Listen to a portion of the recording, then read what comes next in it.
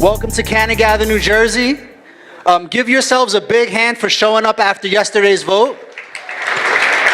That's terrible. Give yourselves a bigger hand than that. Try again.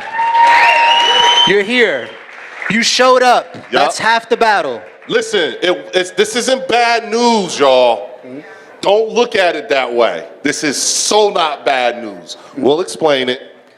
Yeah, so let me address that before we go into the programming. I've received a ton of phone calls. Leo, obviously a bunch of the folks, service providers here that are working in the industry, received a bunch of phone calls with disappointment. So there's a couple I am disappointed. I'm not really disappointed for the people in this room for the most part, because you're welcome. You have more time to prepare. Yup. Right? So if this bill would have passed yesterday, I'm pretty sure most of the room would have not been able to participate right away. Yup. Because it's just like everyone else. You need to make sure you have your business plan in place. You need to make sure that you have your industry operator partnered with you. You need to make sure you have a team in place. And most of us are not ready for that. The folks that I'm concerned about and that I felt bad for yesterday and empathy for were the 200,000 people who are not going to be able to get into the expungement process tomorrow, right? Those are the people I'm concerned about. And you can clap for that. Yep, that's important, right? I know we're all here to make money. I'm included in that message. I'm here to make money, but I'm also here to rectify a wrong. And the 200,000 people, some of these people are my family members. Some of these people are your family members.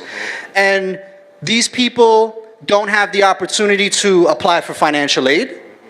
These people are barred from public housing, right? These people have to check that box on the application that says they've committed a crime. So yesterday would have been phenomenal for them because they could have moved into a different stage. So I definitely feel empathy for those folks. But the people in this room that are here because they want to build a business and they want to participate in this billion-dollar opportunity, you are welcome. You have more time to prepare, all right? So with that being said, do you want to add to that? Yeah, I just want to let you all know, like Ronnie said, you know, my phone has been, I just found out like 10 minutes ago that today is Tuesday. I thought all day I've been walking around. I swear to God, y'all, all day I've been walking around thinking today was Thursday. That's literally like how much I've been ripping and running around and, you know, like, oh my God, today is Tuesday. That's right. Oops. So yeah, in my mind, I got 48 hours back. Here's what's going on. Here's what yesterday's outcome means for you. What we have been doing since the beginning of this whole thing has been providing you all with real-time, boots on the ground intel. And there's no need for me to beat a dead dog in terms of talking about the social justice, you know, minority inclusion and all of that stuff. What you all have to realize is that out there, anyone not industry doesn't realize that these issues are just American issues. Okay? Doesn't mean that we don't skip over them or anything like that, but these literally are just American issues. And what the outside world doesn't know that we know is that as long as we are talking about these American issues, it is preventing us from participating in the global conversation. Now, I don't need to tell you all what's happening with this globally because this is our craft. This is our business. This is what we do for a living, so we already know what's going on. Here's what needs to happen now. We got more time. We have to start building our political clout. Remember I told you all a while back, start getting on the phone, calling your local representatives and all that stuff, because now it's go time. We had Jamel Holly come here and talk to you guys. You know, we had Reed come here and talk to you guys. We had Jeff Brown come here and talk to you guys. They all told you the same thing like we've been telling you. So now you all know who with it and who ain't with it. And like I've been saying before, We no longer have Republicans and Democrats in our state house. We have Flintstones and Jetsons. And those terms transcend age, gender, and religion. Okay? Because there's some young ones in that state house who still saying gateway drug. Yeah, they said it and they say it proudly. So what do? It is incumbent upon us to get out and start educating, start pointing these people, your local legislatures, in the direction in which you know they need to go. They're not talking to the right people, because if they were, we'd have this. You all know this, but they don't know what you know. So again, take this message out, start getting on the phone, call your local legislators and stuff like that. Y'all know I'm gonna be talking all kinds of while we, as time goes on. Y'all know how it go. But we'll revisit this subject, but I want to get started with tonight's program. But you guys, it's go time, and you got some more time. And if you still looking like you look, if you look today if you still look the same today that you looked 2 years ago, that's a problem. Thank you. You can give him a hand. Thank you. So if you've been to CannaGather before, or if this is your first CannaGather, the goal of these events are to educate entrepreneurs, investors, community leaders, elected officials on how the cannabis industry is not only rolling out in our state, but across the country. And this valuable information, we hope that you're going to use to mobilize, whether it's to start your company, whether it's to be an advocate, whether it's to educate elected officials in your area. Use this information and mobilize it. If we don't mobilize the information, you're just coming to an event and spending $35. That's not really useful to anyone here. So use this information and carry it forward. So as we typically do, raise your hand if you're a first-timer to CannaGather. How many first-timers do we have in the room? Oh, wow. There's not a lot. Welcome. Welcome to CannaGather. Welcome. There you go. To the rest of y'all, welcome back. How many old-timers do we have in the room? So do us a favor, speak to the newcomers. Let them know why you're here. Let's take a couple minutes to meet your partner. Let them know why you came to this event today. Go ahead. And who you are. Meet your neighbor. Come on, y'all know how they do in church.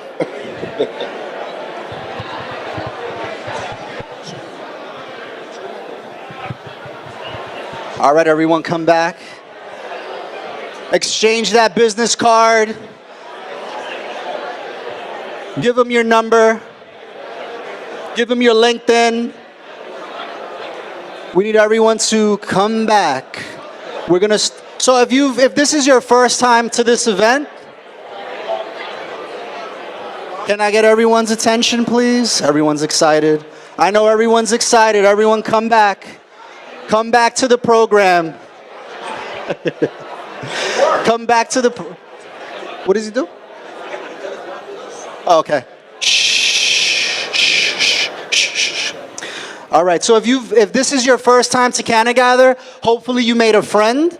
And if this is your first time, typically after the programming, Zeppelin Hall does us a favor and gives us the space for another additional hour. So don't storm out the door. You may meet your next partner. You may meet your next investor in the room. You may meet your next service provider in the room. You do not know who's in this room. I've met tons of people in this room that have helped me grow and develop my business. And speaking of growing and developing your business, we want to, the next couple of minutes, we're going to bring up our sponsors. Now, if you've been here before, you know the spiel when it comes to sponsors. They're more than sponsors, they're partners. Without their sponsorship, we cannot afford these venues, we cannot afford the marketing, we cannot afford the programming. So they play a key role in making sure we're delivering this education to the masses. So if you have a phone, if you have a pen, you should be writing the names of these service providers down, because when the license does drop, you're going to need a lawyer to call. You're gonna need an accounting firm to call. You're gonna need to call a lab facility, possibly. You're gonna need to call a tech company to help you. We bring them all in this room for you, so you have all the resources available for you. So let's kick it off. Huh? Just so you all know, just because the bill didn't go through doesn't mean that business isn't moving forward, because you guys do realize that the contingency plan was for more medical licenses to be issued. So there are people in this room right now who are about to start that process of going for one of the 50 licenses that's going to be going out with this next RFA. So this is real. Now, if money wasn't an option for you, like Ronnie said, basically, you should be able to walk into this room and you should be able to get everything you need for your business based on who's here, if money wasn't an option. So let's call them up. Let's start. Mark Press with Cold Shots. If you come up, give him a hand. How you doing, man? Good to see you, man. How You look good. Okay, I mean, some of you may be a little depressed by what happened yesterday, but it's going to happen. And whether it happens through the adoption of adult usage statute in the next couple of months, we hope that's the case. There is going to be an additional medical call, and you need to be ready. We've been preaching this for a while. You need to have your team put together. That means from formation of your company, to the capital structure of your company, to the financial raise that you may have to conduct one way or the other, to joining with other partners. This requires representation across the board. This is what Cold Shots has been doing for quite a while now. And we put teams together, that's what we do, and we provide advice throughout that entire spectrum, from the small company to the larger company, to the deals with the MSOs, the multi-state operators, where we're in the process of buying and selling companies throughout the nation. But it doesn't matter where you are in that chain, you need to be prepared, because it's going to come fast, whether it's through the new medical call, which we all know is going to happen because that is the backup plan, or hopefully within a short while we're going to get the adult usage statute passed, the regs are going to get issued, and the whole landscape in this state is going to change very quickly overnight, and you need to be first in the pool on this. It's important.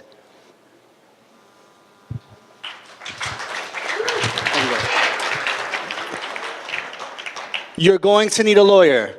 Cold Shots is one of the companies you should speak to and consider. They have a great team. Can I have Danielle Smith from Rooted Life? Did she skip today? Danielle from Rooted Life? All right, come up. Hurry up, you have 30 seconds. Let's go. Let's see how good your pitch is.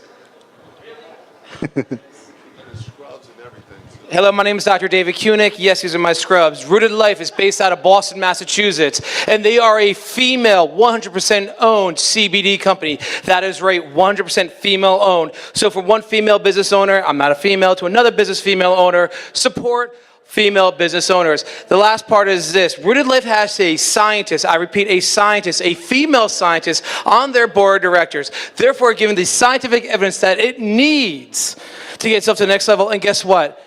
Their marketing team is 100% female owned too. Think about that. 100% female owned, Rooted Life, Danielle Smith. Dr. David, thank you. This is the month of women. It shouldn't be a month, but this is the month for women, so give them a hand. Thank you. Thanks for jumping in there. Ian Stewart with Wilson Elser. Ian Stewart, Wilson, there he is. All right.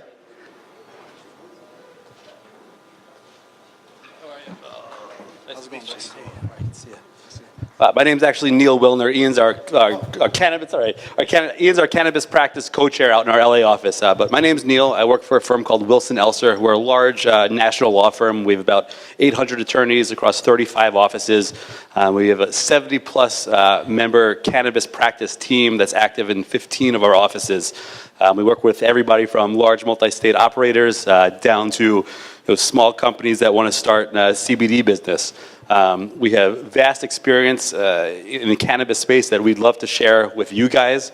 One of the most important lessons I've learned over my few years in the industry is that we're all in this together. We depend on one another to set examples for the rest of the country. When adult use eventually comes to New Jersey, New York, the country and the world is going to be looking to us to make sure we do this right. So you need attorneys, you need other service providers, accountants to set this up correctly. You've got to minimize your risk and legitimize your business. We're here to help. Again, my name is Neil from Wilson Elser. Thank you. Lawyers, very important in this field. Brian Lopez, BrightMap. Where are you, Brian? There you go. You could give him a hand. He likes that. Thanks, Roddy. Seriously, how you guys doing? Hello, neighbors. How are you? My name's Brian Lopez, CEO and founder of BrightMap. You can find us out in the lobby there.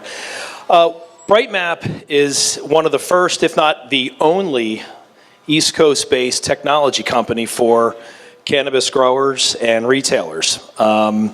I founded the company about 2.5 years ago with the vision of creating a modern software platform that could take advantage of the massive amounts of data that is being captured for all different types of things, whether you're in a grow facility or you're operating a dispensary. We have an incredible platform that we're getting ready to debut. It's called Planter, which stands for Plan, Track, and Report. We have a retail platform today that is serving dispensaries in the Maryland area that is a fully integrated platform that covers all of your needs, whether it's point of sale to loyalty to online ordering to actually online payment, which is one of the unique items that we have right now. So coming from Maryland, I understand some of the frustrations that people have with New Jersey and the state getting this whole bill through. I certainly empathize. I will say that just be patient. It will happen. It can't happen soon enough for a lot of us out there, I'm sure, but when that does occur, please give us a call. I think we've got a wonderful platform that's going to help better run your business, give you more insights, and to be able to capture all this data that allows you to make better decisions on that next crop or maybe that next sale. So visit us on our website, www.brightmap.com, and check us out. Thanks very much. So the next few sponsors, they're not going to come up, but they're going to stand up, raise their hand. If you have any questions for them, again, we're going to be here till about 10 p.m. Feel free, speak to them, ask them how they can help you grow your business and make it more efficient and competitive in this space. So I want to start with Robert. Can you stand up, Robert? Where are you? Can you give the guy a hand. Help him out here. Jeez. Robert with So CBD. You guys are launching your CBD company, I believe, in April or May. So if you have any questions about his CBD company, the type of products they're putting out there, and honestly, how did he start a CBD company? We're all here to learn how to start it and exit. These are people who are doing it. So if you get a chance, speak to Robert at the end of the programming. Is Ross with Diamondpack here? Is Diamondpack here? So I have 2 children on my own, so Diamondpack is pretty important. Diamondpack supplies visually appealing child-resistant packaging. When this becomes legal, you cannot leave your cannabis laying around on the kitchen stove. You can't leave it on your counters. It needs to be put away or you will get in trouble. You do not want to lose your children because you left some cannabis on the counter, all right? So take a look at Diamondpack when you get an opportunity. Nina, are you here, Nina? Can you stand up, Nina? Nina's you're from Jersey City, right? Well, you live here now, right? Yeah. So Hudson County, Nina is with Singularity LLC. They provide small businesses and nonprofits with technology services. If you do not have a technology suite as a part of your company, you are going to have a huge disadvantage. So again, see Nina when you have the opportunity. Thank you, Nina. Is Eric? Eric, there you go. So Eric with Trichome Analytical. If you are opening a company that is plant touching, they are providing laboratory services. They are a prospective third-party cannabis testing laboratory, not only serving New Jersey, but they're going to be serving the entire Northeast. If you are opening a plant-touching facility, you need to see Eric before you walk out of the door, all right? Next up, Nick, where are you? There you go. With Bressler, give him a hand. You guys are tough on the claps today. Tough crowd. They're still upset about Monday. It's okay. We're going to get over it. They are a full-service law firm specializing in the cannabis industry, from incorporation all the way through compliance. They can assist you with those needs. So when you get a chance, speak to Nick. Great guy, great company. Is Tim here from MGO? Do we have representatives from MGO? Okay, where are you? Okay, you're here. All right, so MGO, they are one of the fastest growing CPA and financial advisory service firms in the nation. They partner with Ello, LLC, a leader in cannabis, financial, tax, and broader advisory services. It is super critical that you partner up with a firm that can keep track of all of your numbers, because when the state comes in and they start asking for paperwork, if you're not prepared, they will pull your license or they will suspend your license. So if you have an opportunity, they have a booth out there, please reach out to them to get more information about how they can help you. And then finally, Aaron with Lewis Chester, there you go.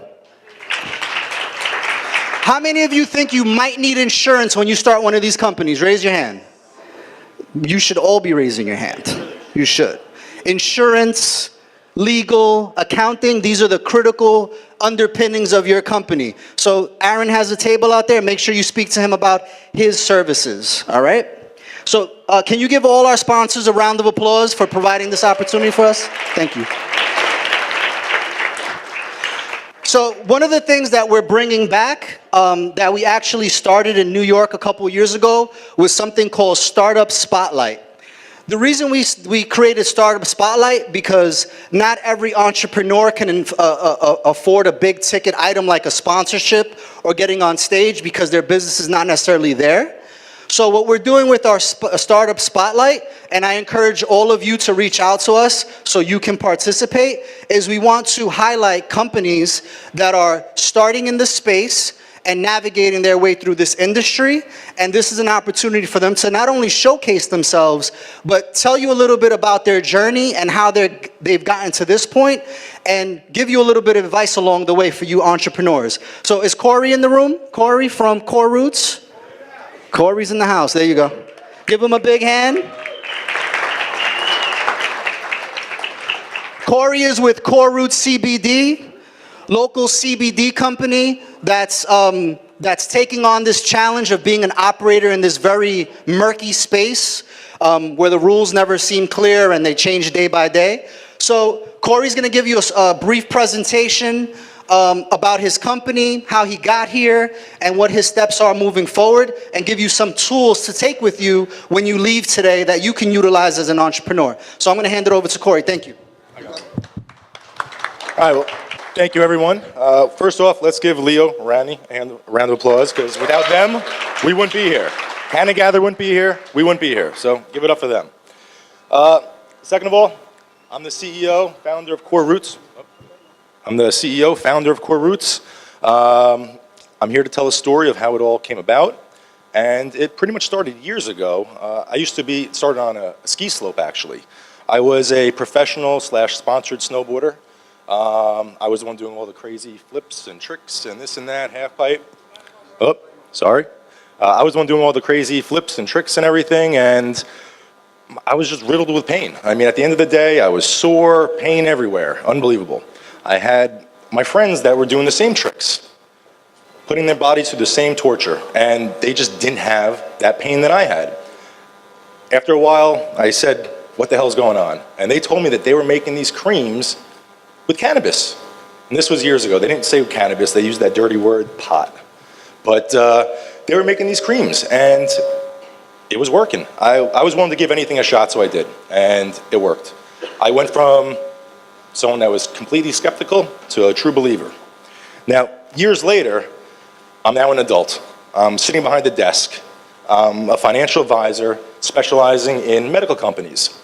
And I was doing a lot of IPOs, private placements, things of that nature. So I got a lot of prospectuses put on my desk. There was one company that came on my desk by the name of GW Pharma. You guys might have seen them in the news recently. They recently got an FDA approval for the first drug based off of cannabis. But at that time, I was reading through this prospectus and pretty much reading data, research, hard research, where everything I was experiencing years earlier was exactly what I was reading. It was proof that what I was experiencing was the case. And it just all clicked. That was my aha moment. I started digging into everything as much as I could, reading every book I could, looking at every website I could. I started speaking to the CEOs of these publicly traded companies. I wanted to be a sponge. I even went to cannabis college. I wanted to learn as much as I possibly could. But it was clear at that point that I knew what my passion was, and Core Roots was started. Now, at that point, I knew I wasn't going to do it unless I had a quality product. Okay, so the first thing I had to do was I had to source great genetics. Great genetics. You don't have good genetics, you're not going to have a good product. It's as simple as that. Next thing I had to do was I had to source the other ingredients, the carrier oils, the this and that. And basically, at that point, I knew that I wanted the world to see what I was actually creating and what was actually in it. So I had to deal with my lab tests. I knew that I wanted to make everything as transparent as possible, so I knew I was going to put it on my website. But I wanted to take it one step further. So what I did was I took and I put a QR code on each and every one of my bottles. So now somebody can easily just go, take their smartphone, scan the QR code, and it'll bring them instantly right to the lab tests. I wanted to be as transparent as possible.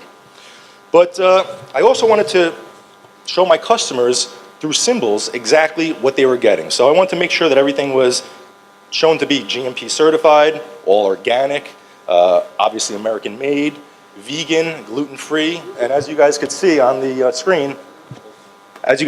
screen, all those symbols are there, proudly.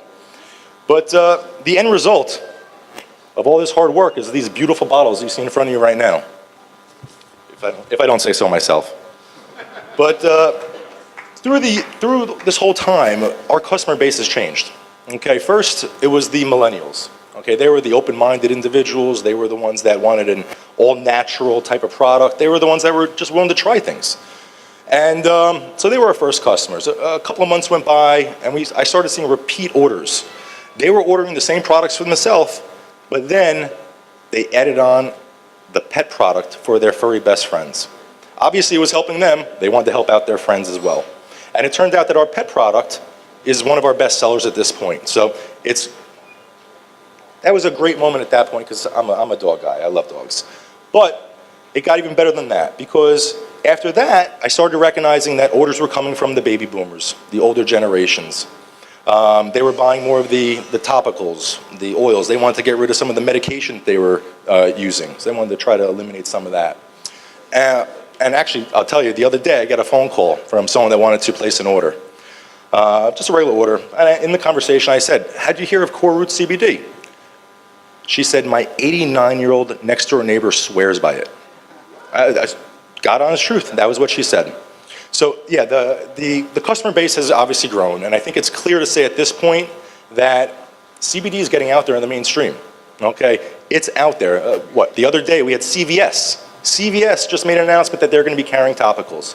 The world's opening up their eyes to CBD, bottom line. So basically, some tips for success. I think it's common sense that in any business, any industry, with any product, you gotta have integrity. That goes without saying. You don't have integrity, you have nothing. You also gotta know your product. You gotta know it inside and out. You have to trust the people you work with. If you don't trust the people you work with, then why the hell are you working with them?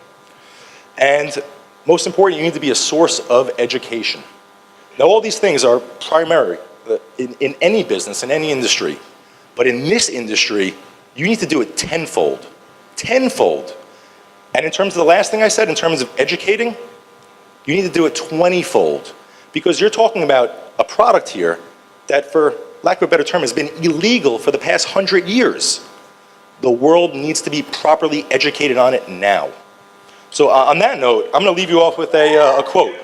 I'll leave you off with a quote. No applause yet. The quote's from Buddha, and that's that if you, that was just ironic that it's the quote's coming from him. But if you light a lamp for someone else, you will as well brighten your own path. Thank you.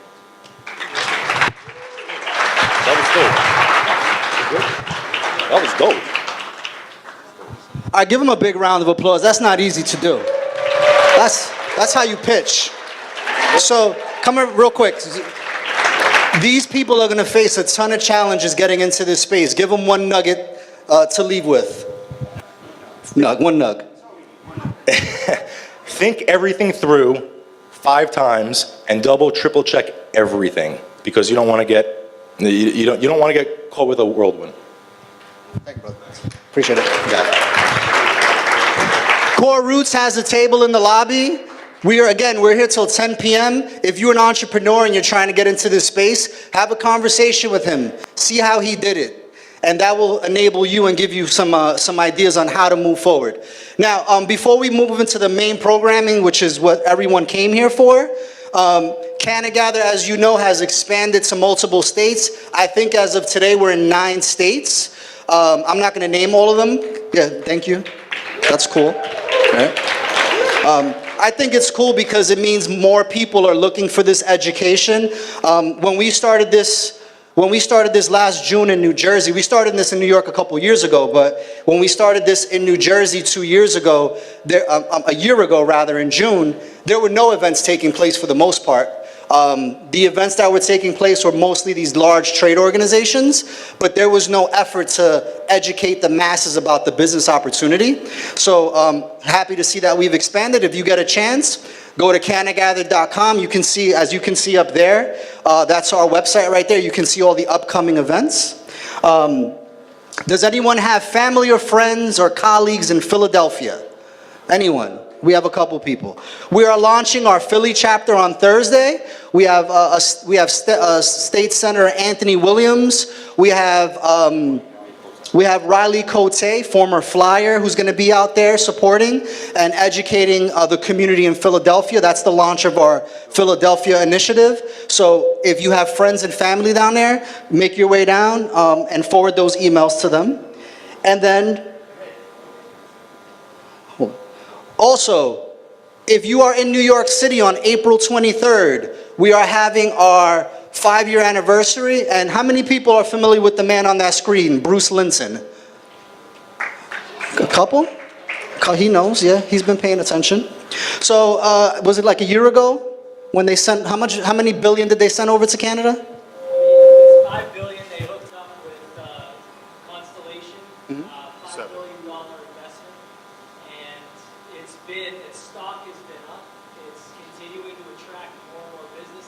Martin Stewart hooked up with them a couple months ago.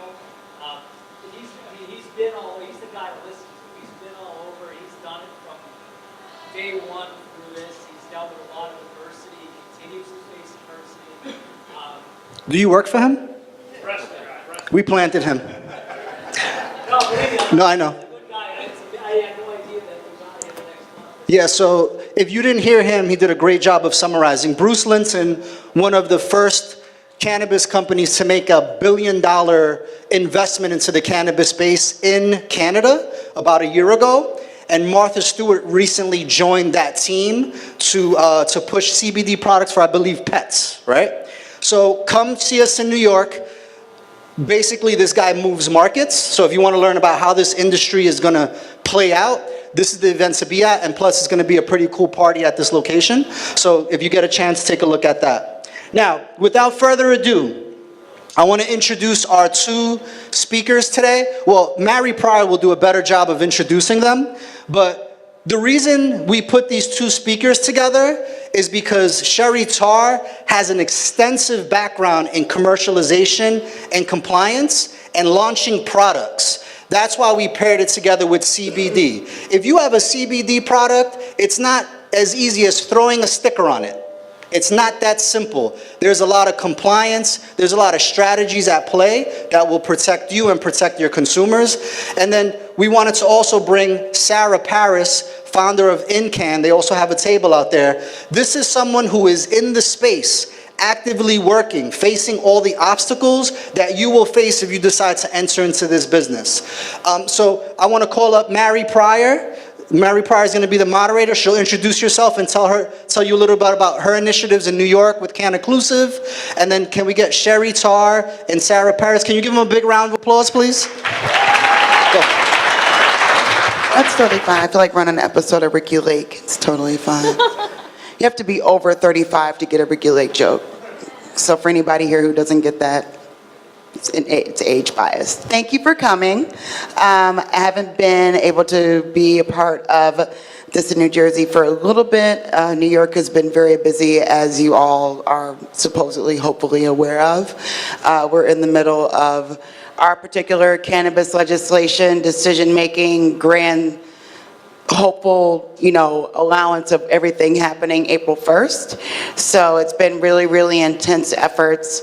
And, thanks to, New Jersey and what's been happening, it's kind of like two people in the big competition of trying to see who will get to the finish line first. But I would like to offer this before we start, is that cannabis is a global industry. When you look at someone like Bruce and you look at Canopy and the fact that they made their deal in Canada and the fact that, Canada's right above us, to be honest with you, there are plenty of opportunities to still be in this industry and to not wait for New York or New Jersey to go green. It's already green. Businesses are already coming. Businesses are already here. And if there's a particular part of the business that involves you needing to have recreational or adult use or more direct access to flower, do what a lot of people have already done or consider doing right now, move. And then when it's ready, come back, right? Again, this is a global industry. It's recreational in South Africa. There are movements happening in the British Virgin Islands. There are ways to make your money work for you that don't require you waiting on getting a dispensary license or getting a cultivation license. And let me be clear, if anybody read through the application that happened this year, if you don't have any experience in the industry already, it's going to be pretty hard for you to find your way into having a license. So you might need to take a venture out to another state or to another place to get those experiences under your belt. So I just offer that to you as a positive. It's not a no, it's just get your ducks in a row. So I hope everybody feels me, right? Yes? No? All right, awesome. So I'm going to have these two amazing women just introduce themselves. There's a lot of experience that they both have, and I'm going to hopefully be able to just have them give the best 3-sentence sum up of the work they've been doing so far, and we're going to get right into it and hopefully have enough space for you to ask questions. Hi everyone, I'm Sheri Tarr. I'm so glad to be here. I'm actually honored to be here up on this stage. I'm the founder of 68 Partners, and excuse me, I literally cannot see any of you. The light is blocking me, so I'm just going to talk into this darkness here. I'm the founder of 68 Partners. It is a commercialization and compliance consultancy for life sciences products.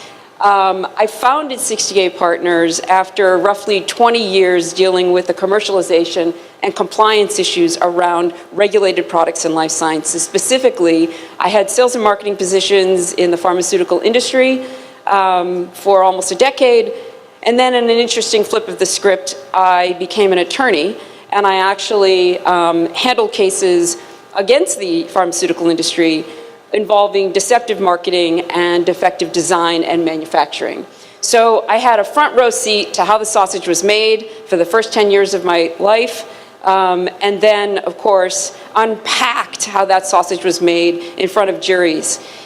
Inspired much more by innovation than litigation, I decided to leverage that interesting perspective that I had to found my own practice and work with emerging companies, investors, and help them to identify commercialization strategies and regulatory pathways to get their products and services on the market in a compliant way.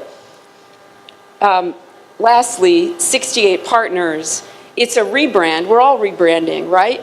So inspired by the tragedies of 1968 and the leaders from 1968, and that year being one of the most, if not the most transformative year in the 20th century, I set up a practice, renamed it, so that it's 68 partners, because I want to partner with people that are up to transformative things in the world and want to do it in a way, in a principled way, like the leaders of that time, with integrity, with humanity, and standing up for what's right. And that includes marketing your product in a right way.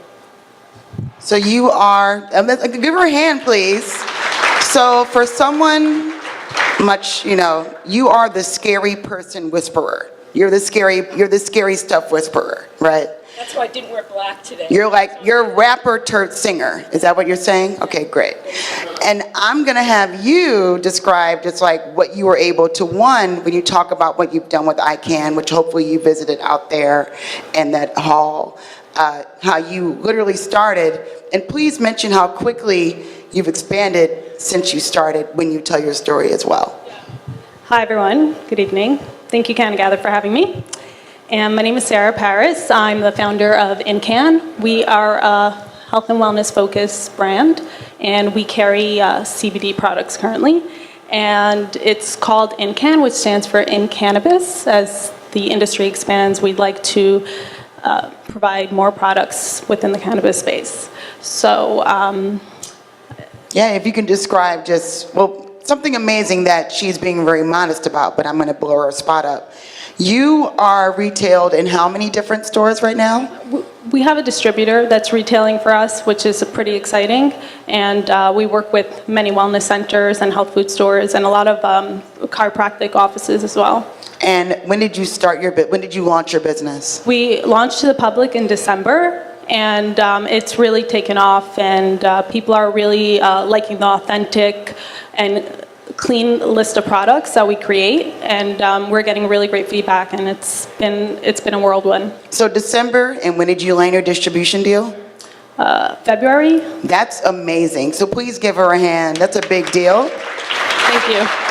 That's amazing. So I'll get right to it. So what do consumers, and I'll have you start off, and then you can finish wrap it up. It's more so, what do consumers find confusing about products on the market in the first place? So for example, a lot of CBD products, I saw an email today, one made a claim to be able to get rid of headaches. One made a claim of being able to grow back bald heads. So there's a lot of stuff out there that are red flag, red flag, red flag. So how do you find yourself being able to navigate that through a wave of people making claims about products? And then Sheri, you can explain what the issues are around that as well.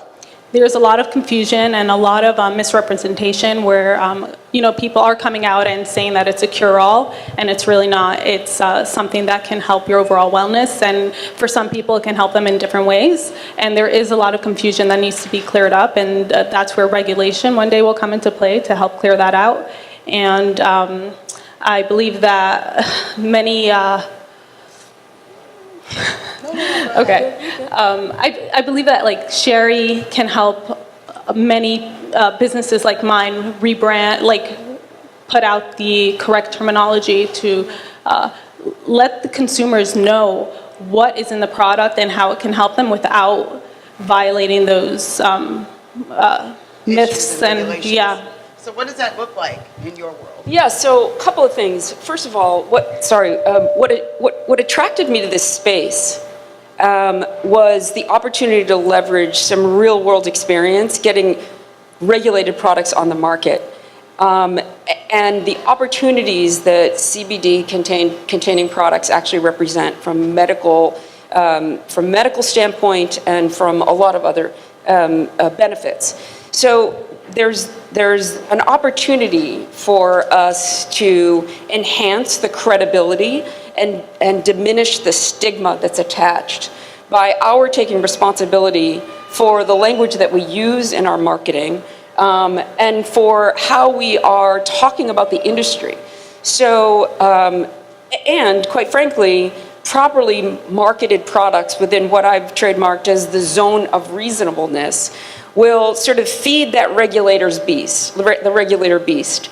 And on that note, let me just be clear, because there is no lack of clarity. The FDA has made it abundantly clear every time there's a positive announcement about a new product related to the CBD space, there's always a more than a footnote from the FDA that makes clear they have full intention of regulating this space. And you know what? That's not such a bad thing. We're talking about products that go in us, that go on us, and the compliance, frankly, I don't want to live in a world without compliance. I don't want, or bread for that matter, but we're talking about compliance. So, you know, let me give you an example. All of you today got here somehow, right? You either got here in a car, you got here maybe in a plane, you got here in a train. Do you know how many rules and regulations were complied with by all of you and by those transportation providers so that you could all get to where you want to go safely? Similarly, the FDA's priority is to protect our health and safety. And so the regulations are set up so that the more risk there is to health and human safety, the greater the penalties are, if you will, for violating those. And so the opportunity really does, so that's sort of, I wouldn't call that bad news, that's just a context that you need to keep in mind. It is a regulated space and that's not just a bad thing. The challenge is to find the zone of reasonableness, as I call it, and that's what I counsel my clients. On the far end of the spectrum is, you know, the 10-page memo that strictly interprets the rules and says, basically, you can't get your product on the market. And if you do, you're 100% at risk. Well, congratulations for being here, because if you have a product in this space, which is regulated, you are now 100% at risk. So the best that we can do is mitigate against that known risk. And having seen so many products, so many situations where there's been best practices that we never hear about those companies and the worst practices where we hear about those companies. I try to get people in the zone of reasonableness. By the way, just to complete the spectrum of compliance and commercialization, on the other side of that spectrum is basically, and I promise I wouldn't drop the F-bomb, and sometimes I just do, but it's the ones that are like F the FDA, which is, those are bad actors. We need to be worried about those, not the FDA. So somewhere between, no, you can't get your product on the market, and F the FDA is this zone of reasonableness. And at this stage, given the shifting regulatory landscape and the somewhat uncertainty about how the products will be regulated, although it's clear that they are going to be regulated, in that zone of reasonableness is our strategies around how to market your product without basically waving a red flag in the face of the FDA ball. Awesome. And then with that being said, what does that mean for someone who's trying to invest in a startup, right? What are the three things that startups should be mindful of when it comes to someone wanting to understand, is your product effective given that you can't make claims? Is your product marketable? Is it profitable? What are the three things that investors can look for if they're going to make a decision to go forward into this business, thinking about CBD and just understanding what's coming from the FDA perspective? And I'll let you answer that. And then if you don't mind adding like your thoughts, that'd be awesome. Sure. Corey, there were two words that he repeated multiple times, and I'm going to repeat them again. So there's transparency and there's integrity. And investors should be looking for companies that are transparent in their marketing, in their best practices. They should do a risk assessment of commercial viability and liability and exposure. Be responsible in your messaging. Be, frankly, as a little bit of, I suppose, advice, right now you can't make any claims. You can't speak about efficacy. You can't speak about benefits. You can't speak about safety. There's not sufficient data to support that. So less is more. And you should be transparent and have integrity and be less is more in all of your representations. When I counsel clients, literally my practice runs the full spectrum from concept to commercialization to exit, hopefully not to courtroom, right? And all along that spectrum, you need to be aligning, and this is what investors should be looking for, you should be aligning your commercialization strategy. That is, what are you saying about your product? Who are you saying it to? How are you describing your product? How are you describing how your products are sourced? That all needs to be aligned with a compliant and regulatory strategy. So right now, investors and startups they both have the responsibility to, in the business, it's a scrub. You have to scrub it down to its core. And any company right now that's making claims around safety and efficacy is way overexposed. And frankly, it's doing a disservice to other responsible manufacturers and entrepreneurs such as Sarah. And I really was impressed also with Corey and his commitment to integrity, to transparency, and to properly representing his brand. How many people here have a CBD brand right now? Raise your hand. 1? Really? 2? 3? Only 3? Okay. Out of your brands, that's awesome, that's amazing. With that being said, how many of you have seen brands where you're like, bro, you're doing too much. There's no way that this can cure heart disease and get rid of my warts. Anybody here has seen products like that? Yes. So what does that mean when it comes to branding, right? What are the 3 things that you apply to your branding that made sense so that you can say less and still have someone perceive it as more? The number one thing we focus on is describing the product itself, not describing what it can do for you, but just letting the consumer know what's in them. A lot of the consumers are getting the education on what the products can do from them, from retail partners, wellness centers, and they are understanding how it can benefit them. And it's not our job as a brand to give them those specific details. And each person has their own journey with cannabis products or CBD. And it's very important that they find what works for them. And it's not our job as a brand to give them that information. Exactly. Trust your consumers. Trust your own product, that it's good enough without embellishing on what it can do or not do. Does that make sense? That makes sense. I was trying to find a way to have this mic be saved. Is there another item that in terms of when someone's thinking about their startup and when they hit profitability, what does that look like to be able to make that step of, I have this thing, it's ready to go, I need to be able to have a retailer? What are the steps that you made, or did people come to you or did you go to them? I hustle. I go to retailers all the time, ask them if they want to carry my product. The most important thing for brands to understand is you have to be clear about your product.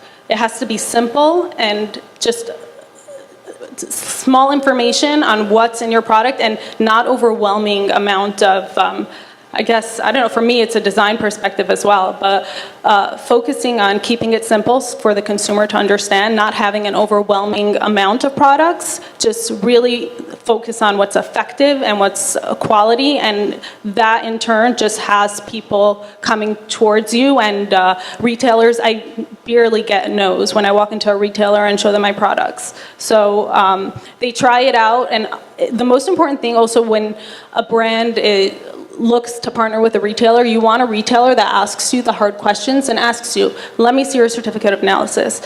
Where do you farm your products? Where are you sourcing it? Those are really, really important because you want to work with also retailers that have that kind of integrity, because that's where the consumers can buy products that they trust. So. And what does that look like in terms of the process? Like when you knew you were going to do this, can you describe that day and then what that process was like in terms of sourcing the right item, how much time that took, the testing you needed to review? What were your What were your milestones? Yeah, so it took about 1.5 years in research and development before we launched our brand, and we did a lot of product testings with many manufacturing facilities, and we actually did lab tests on some of those manufacturers, and we did not get the same amount of product in the actual results that were given to us. So right away that narrowed down our manufacturing partners, and that really, really helped. And then from there, it was just about, making sure the potency was there, just creating the model in which our business would run. And now we have our products, and we're working on expanding. And is that a typical process? Does it usually take, in your experience, 1 year, 2 years, 3 years? Like, there are people that are like making a CBD brand in a month. That just seems a little crazy to me. But like, what's the process someone needs to think about right now, given that the FDA is shaping regulations while this industry goes forward as we sit here? Best practices, best commercialization and compliance practices from day one. So I'm sorry, I am borrowing, I'm airlifting that from equity from day one. Start now, wherever you are in the process, and wherever you are in the spectrum, start now, making sure that you've got the best practices, best procedures for commercialization and compliance. I really appreciated what Sarah shared. She's a fast track, but she's not cutting corners, and she's being responsible, and she cares about what the consumer is receiving from her product. And so to your credit, I guess what I would suggest is, rather than thinking about compliance as a challenge or a barrier, think about it as a competitive advantage.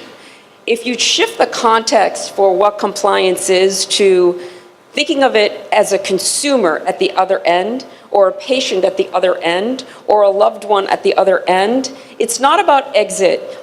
Although it says startup to exit strategy, I want to propose that we shift the language here. It's startup to consumer strategy. You'll have a healthy exit if you build a product and build a brand that is consumer and compliance centric. That's how you build brand equity. That's how you build value for prospective investors or exit partners. So I would love for you to just stand up, say your name, say your question, and we'll have at it. So whoever wants to go, let's go. All right.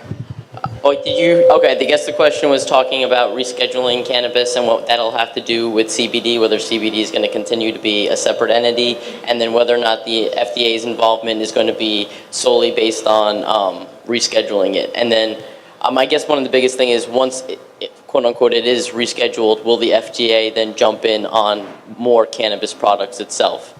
Yeah. Yes, and yes. So the FDA has already made it clear that they intend to regulate CBD containing products.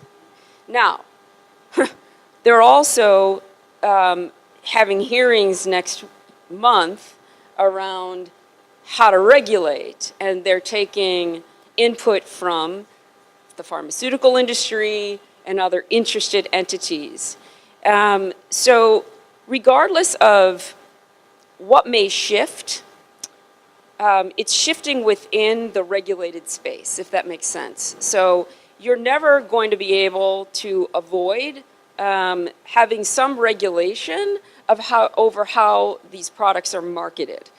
Certainly with medicinal products, you want those products to be regulated and tested, right? In the same respect that you would want drugs, prescription drugs, to be regulated and properly tested. So I think, what's that expression? Make an assumption now to have most conservative practices, stay within a zone of reasonableness, consult with people who have sort of been there, done that, and can advise on, how far out are you on that limb? what are the chances, given whatever it is that you're going to say and claim about your product, how that's probably going to or not going to tip the regulator in your direction. So again, it comes back to this place of being reasonable and responsible marketers and manufacturers. Regardless of what happens, the FDA's made it clear that they're going to regulate the space. So the good news is in this time frame, and I do really mean this is good news, the good news is in this early time frame, everybody in this room has an opportunity to start signaling to the regulators that we can be a responsible industry. Next question. Up, go for it. Hi, my name is David Erdrich. I'm planning on starting a CBD/THC business. My question is for you, Sarah. So it sounds to me like you're contract manufacturing right now with CBD products. Are you contracting? Either way, the question is, you're a national distributor. How do you plan on moving from CBD to any other, to a THC product with a contract manufacturer where you can't necessarily be in a plant-touching industry without having the right licenses? That's a great question. So we're not talking about right now, let's say, to get into THC products. As legalization happens on a federal level, that will be a completely different conversation. But right now there's other research being done on cannabinoids that are federally legal because they're being sourced from the hemp variety. So as more and more research is done on CBG, CBN, and CBDA, and all the different minor cannabinoids, we do see ourselves creating products that have specific mixes and that can help people live optimally. And that's sure. Next question. Hello. As a vegan and someone who believes that cannabis is a gift and a healing plant or herb, how is it that it's okay for the FDA to put these regulations on things that are spiritually speaking, I guess, and just out of that regulation? Like, is there a way that the FDA can not regulate just simple things? Because it's not a drug, so it shouldn't have to be tested like a drug. And then also the FDA is not clear nor has its own integrity. Like in the 60s, the food pyramid was totally different. Eat eggs and bacon and cheese. And, then we had cholesterol problems. So now the food pyramid for the FDA is changing. The fluoride in the toothpaste. There are so many things that I can go in the grocery store and in the pharmacy that will give me cancer. But the FDA, because you have, like you said, they're meeting people in the pharmaceutical industry that are pushing their drugs that they know they're not gonna, sugar kills so many people, diabetes and these things. So it's like, for me, I'm into wellness and I have a lot of things going on, but I would like to understand how to keep the government away from just simplicity, plant, in the ground, sunlight, water. I feel like they're doing it for profit and it's never going to be healing,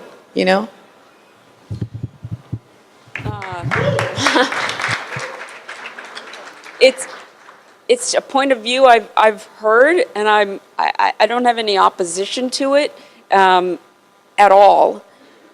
As a matter of fact, a little bit of my journey to this place, I had a pretty catastrophic sports industry a few years ago, and I immersed myself, having dealt with products that were processed in a plant. I started exploring products that were derived from a plant. And whether that had potential to have some non-Western medicine approaches and benefits for me to heal. So I hear where you're coming from. I'm not sure how to respond to it other than to say it is a strong position that people hold. And I hear what you're saying, but the FDA needs more information. This is sort of following the same track that the regulations followed starting in the 1930s when they came down, when basically the FDCA, the Federal Drug and Cosmetic Act was actually implemented, it was because the pharmaceutical industry was basically commercializing products without properly testing them, and they were injuring and killing people. And so there's this evolution over the last 80 years of creating the regulations so that they properly and reasonably allow for innovative products to get on the market, but also protecting the health and safety of the consumers. So I hear what you're saying, and it's a good argument, except when you're making medicinal benefit claims that something soothes, heals, treats, cures, you can't say that legitimately without data to support that. So We have one more question left. Yes, I believe I can see you. Got you. Hi, my name is Amit. We are a manufacturer of nut butters and gourmet chocolates. One thing that we've been considering a lot is adding hemp-based CBD oil to our spreads and our chocolates. My question is very specific. For us, we already manufacture. The process is as simple as adding the oil, testing for shelf life stability, and the product is ready to be put out. Being a New Jersey manufacturer, are there any legal requirements, registration, license we need to have if we don't want to make any health-based benefit claims? Just put CBD almond butter, let's say. I think that's a big answer. I would strongly advise that you find a way to maybe schedule a meeting with Sheri, given how long that answer needs to be and what the complexities around that, right? And now that she's here, you should connect and make that happen. That's a very, very stacked answer that actually has an answer, right? It's a complicated answer. There's a lot more moving parts. It would have to be lots of questions, and there's some legal issues embedded in that as well. So I think it's too complicated to sort of try to tease out right now. Alrighty, so 5 things you should do. 1, talk to these women. 2, hire them to help you do things. No brain pricking here. We don't do that out here. 3, again, this is a global industry. If you are sitting here thinking, oh, New Jersey, oh, New York, oh, me, you're playing yourself. 4, please network and talk to folks in this room that are interested and or already in this business. And 5, give Ronnie a hand as he comes and takes the mic back. Thank you for your time, Sheri. Thank you for your time, Sarah.